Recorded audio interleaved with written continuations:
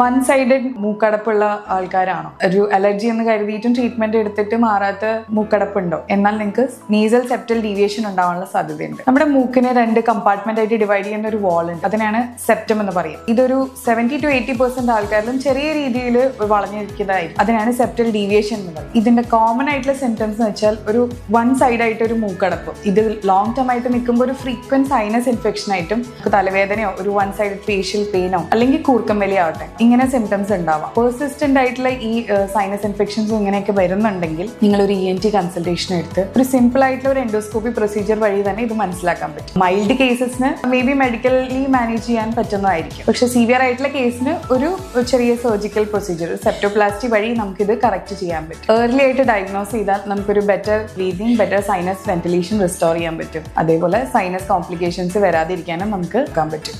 So long term ആയിട്ടുള്ള ഒരു nasal obstruction ഉള്ള ആളാണെങ്കിൽ, ഒരു മൂക്കടപ്പുള്ള ആളാണെങ്കിൽ അത് ഇഗ്നോർ ചെയ്യരുത്. അത് ഉറപ്പായിട്ടും ഒരു ENT കൺസൾട്ട് ചെയ്ത് മാനേജ് ചെയ്യേണ്ടതാണ്.